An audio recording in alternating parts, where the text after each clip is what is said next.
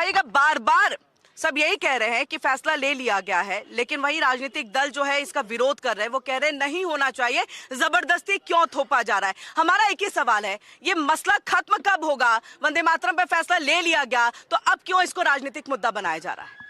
सर्वप्रथम तो वंदे मातरम, वंदे मातरम।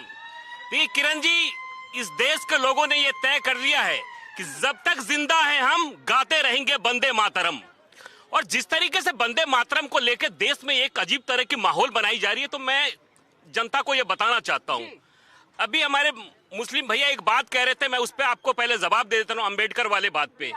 देखिए, इस देश में संविधान निर्माता डॉक्टर भीमराव अंबेडकर साहब का यदि किसी दल ने अगर सम्मान देने का काम किया तो भारतीय जनता पार्टी ने किया। मैं उसको एक बात बताना चाहता हूं, आज से पहले इसी अंबेडकर साहब को कांग्रेस ने जलील करती रही, आज तक कभी कैबिनेट में नहीं रखा और उनके स्मारक बनाने तक में भी कांग्रेस ने कभी साथ नहीं दिया। 1991 में जब अंबेडकर के समर्थकों ने इस देश में आंदोलन किया, हमारी सरकार बनी 1998 में अटल बिहारी वाजपेयी की सरकार थी, और 2003 में हमने उनके दिल्ली वाले घर को हमने खरीदने का काम किया सरकार ने, और उसको स्मारक बनाने का काम शुरू किया। लेकिन 4 से 14 तक में कांग्रेस की सरकार रहती है, उस स्मारक को बनने नहीं देती है। और माननीय मोदी जी आज अलीपुर के उनके आवास पे अंबेडकर स्मारक बन चुका है। जिस तरीके से राजघाट में महात्मा गांधी जी का स्मारक बना है, ये बताता है कि भारतीय जनता पार्टी अंबेडकर।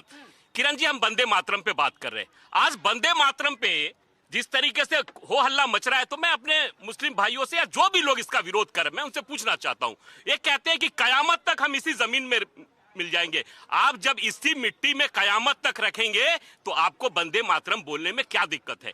इसी देश में कांग्रेस की पहला रियायत आयाम होती है, जो कि कांग्रेस के पहले अधिवेशन में पहली मुस्लिम महिला होती है जो कि वंदे मातरम पूरी गीत गाती है। उस समय कांग्रेस को वंदे मातरम से कोई दिक्कत नहीं होता है। सिर्फ और सिर्फ हम तो कहते हैं कि आप देश में रह रहे हैं और देश की बात कर रहे हैं। हमारे अकलियत के लोग जो हिंदुस्तान के मुस्लिम हैं, उनको भी कोई दिक्कत नहीं है, लेकिन कुछ विपक्षी दल के नेताओं को दिक्कत है। हम तो ये कहते हैं, हमारी पार्टी ने ये कहा है, भारतीय जनता पार्टी ने, कि हमारे संविधान के तहत जब राष्ट्रगीत होगा, उस समय अगर राष्ट्रगीत का कोई विरोध करेगा, हम कान पकड़ के निकाल देंगे। तो हमें यह चाहिए कि तमाम दल को, चाहे वो सपा हो चाहे वो कांग्रेस हो, अपने दल में यह संविधान बना दे कि जब राष्ट्रगीत हो तो उसका सम्मान करें।